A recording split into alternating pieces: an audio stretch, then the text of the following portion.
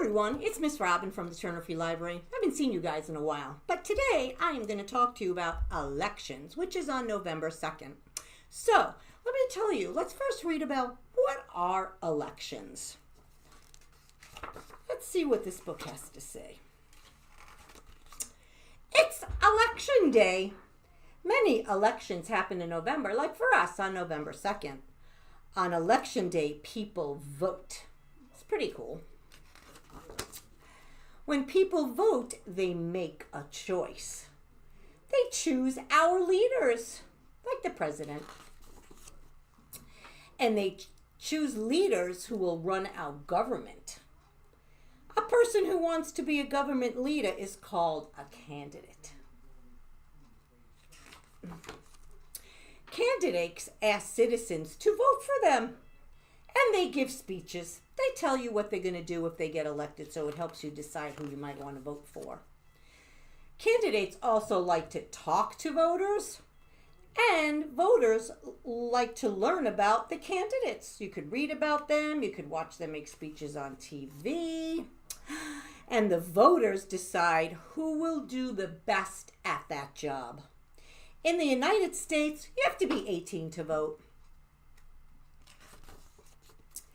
People can vote in person or by mail, just in case they can't get there. And they get this thing called a ballot, and then they vote and they put their choice on the ballot with usually a black pen.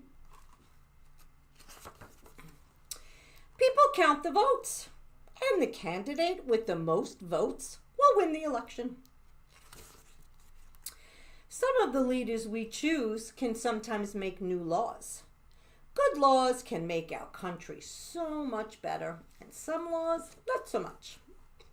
When we vote, we help lead our country. So voting is very, very important. So when you guys get bigger and you're over 18, make sure that you vote. Okay. So I'm going to read you a story now called The Night Before Election Day. Remember we talked about what Election Day was? When you go out and you vote. Let's see what this book's all about. 'Twas the night before Election Day. See, I brought home a note. Remember, school's closed tomorrow, so everyone can vote. I do believe on November 2nd in Randolph, your schools will be closed, so people could go into schools. Sometimes that's where they go, and they vote. Both parties have a symbol and a color too. Republicans are red and Democrats are blue. Our teacher said we're lucky that people have a choice. Each vote gives Americans a real important voice. Maybe some of you have gone with your folks to the voting booth when they've gone to vote in the past. But to me, this campaign has gone on forever. I've been hearing about it since last November. That is very true. There's a lot of stuff on TV and in the newspaper. It's been on the news daily. We've watched candidates debate. Each one has a plan to help keep our country great. We all went to a rally at the Old Town Hall. I saw lots of neighbors and I waved to them all. But what to my curious eyes did appear but the presidential hopeful, and we all rose up to cheer. We're not going to be voting for a president this year. That was last year. The president still has 3 more years after this November. The room, how electric. The flags waved with pride. I left so excited and patriotic inside. I hopped up on Dad's shoulders and we danced to the band. When the rally was over, guess who shook the candidate's hand? She must be so excited she got to do that. Now election day's arrived. It's time to vote at last. We want to get there early, so please get dressed fast. The voting line stretched clear around the block. Good thing the polls stay open late, right till 8 o'clock. Mom picked the candidates she liked the best. She double-checked the ballot after filling out the rest. We both got stickers and we put them on our sweaters and it said, I voted. See, I got one too. And I like my button better. She's a future voter because she can't vote yet because she's still little, but she's going to vote when she gets bigger. That night, Dad ordered in a large pizza for dinner. My parents were so excited who'd be the winner.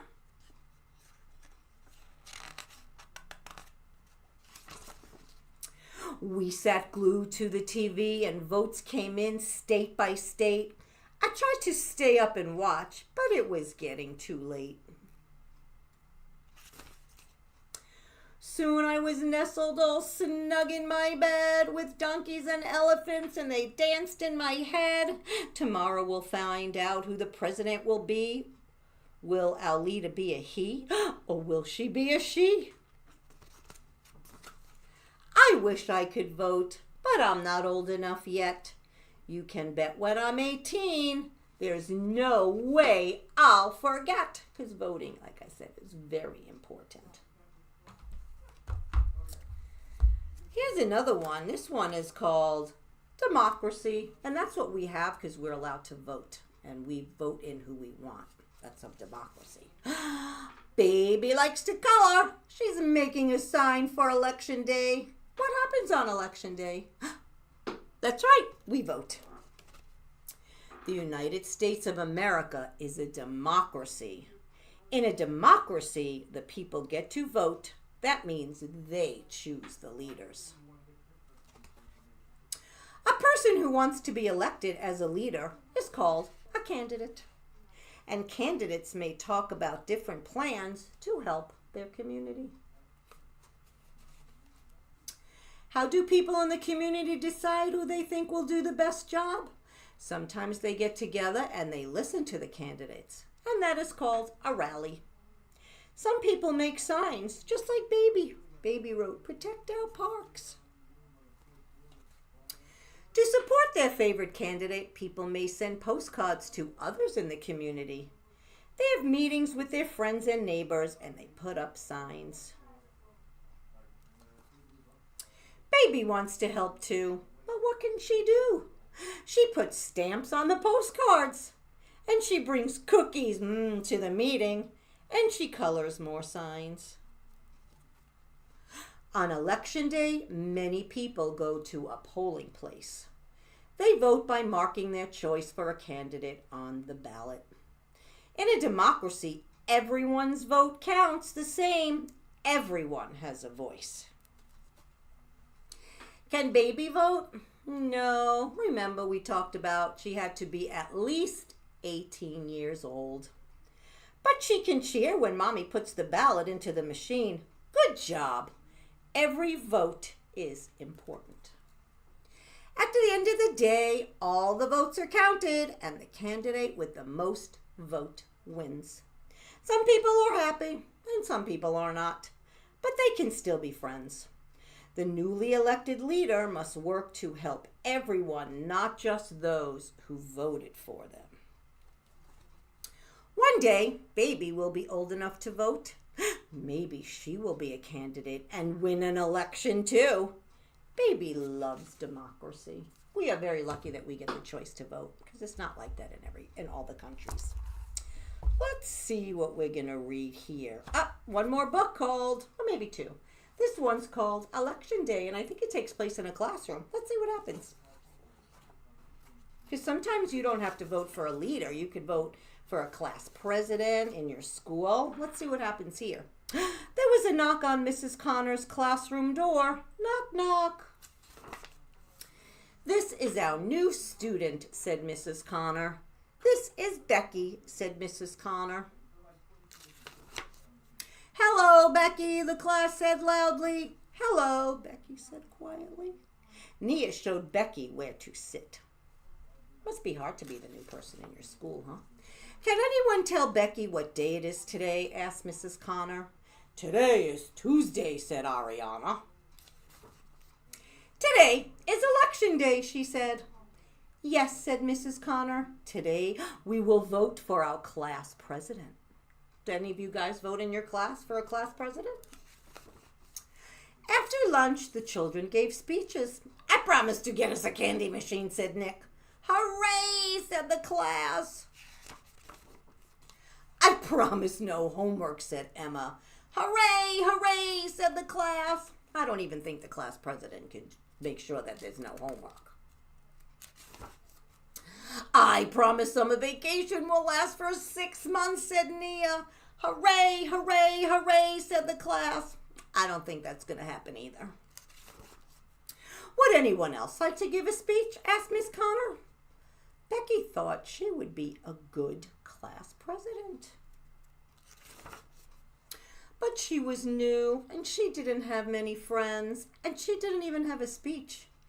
"Anyone?" asked Mrs. Connor, and she was looking right at Becky. Becky's thinking, what should I do?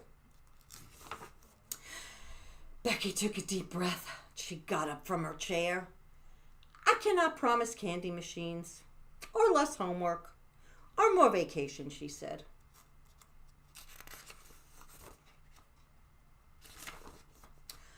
"I can only promise to do my best." And then Becky sat down.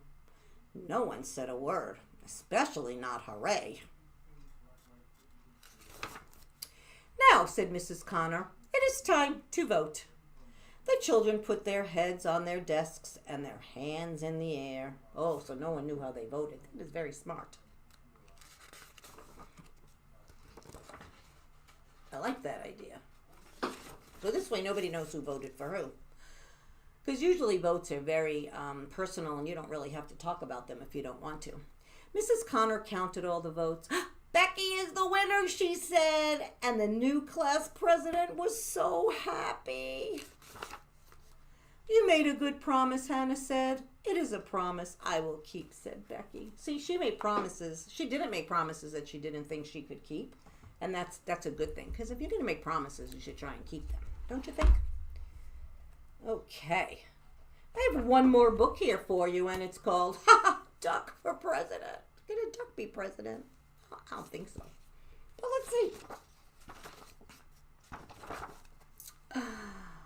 Running a farm is very hard work. At the end of each day, Farmer Brown is covered from head to toe in hay and horsehair and seeds and sprouts and feathers and filth and mud and muck and coffee stains. He doesn't smell very good either.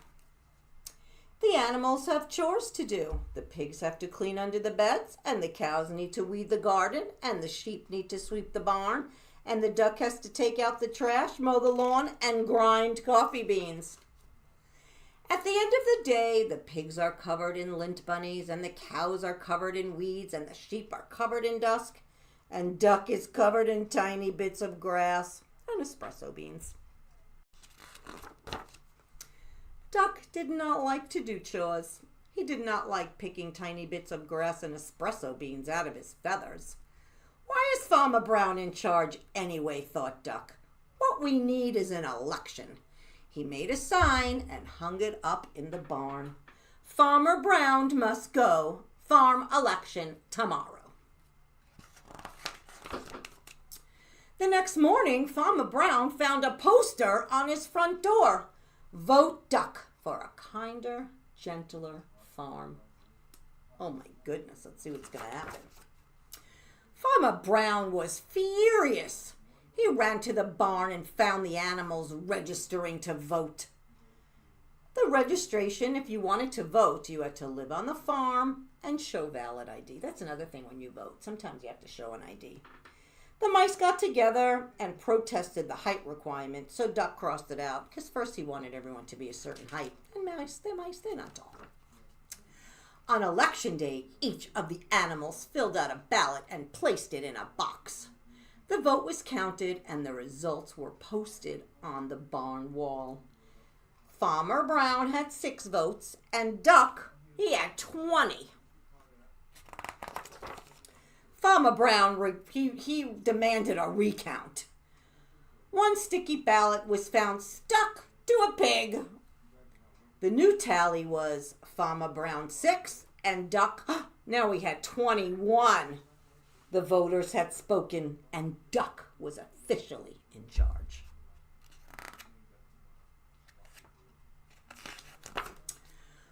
Running a farm is hard work. At the end of each day, Duck was covered from head to toe in hay, horsehair, seed sprouts, feathers, filth, mud, muck, and coffee stains. Running a farm is no fun at all, thought Duck. That night, Duck and his staff started working on Duck's campaign for governor. Vote for me. I'm a duck, not a politician. Duck left Farmer Brown in charge and hit the campaign trail. He visited small town diners and he marched in parades and he went to town meetings and he gave speeches that only the other ducks could understand. I wonder if he spoke in quack. The vote was counted and the results were posted in the local newspaper. Duck won again. The governor demanded a recount, and 2 sticky ballots were found stuck to the bottom of a plate of pancakes, and now the duck still won. The voters had spoken, and Duck was again officially in charge. Running a state is hard work. At the end of each day, Duck was covered from head to toe in hairspray and ink stains and scotch tape and fingerprints and mayonnaise and coffee stains. And he had a very bad headache. Running a state is no fun at all. That night, Duck and his staff started working on posters. What is he going to be now? For the presidential election? Are you kidding me? Duck left his staff in charge and hit the campaign trail. He kissed babies in local diners, and he rode in parades, and he gave speeches that only again other ducks could understand. He even played the saxophone on a late-night television show. On Election Day, the voters filled out their ballots in booths all over the country. And the vote was counted, and the results were announced on CNN. And, of course, Duck won. And the president demanded a recount. And sticky ballots were found stuck to the bottom of the vice president. And the new tally was, again, he won. The voters had spoken, and Duck was officially in charge. Running a country is hard work. At the end of each day, Duck was covered from head to toe in face powder, paper cuts, staples, security badges, Secret Service agents, and coffee stains. And he had a very bad headache. Running a country is no fun at all, said Duck. Then he checked the help wanted ads. Duck needed no experience necessary. Must be able to mow the lawn and grind coffee beans. I think that's where he started in the first place, right, kids? Duck left the vice president in charge and headed back to the farm. At the end of each day, Farmer Brown is now covered from head to toe in hay, horsehair, seeds, sprouts, feathers, filth, mud, muck, and coffee stains. And Duck is working on his autobiography. That's so funny. Well, I hope you guys enjoyed all the books for Election Day. And I hope that when you get to be 18, you guys go and vote. So I'll see you again next time.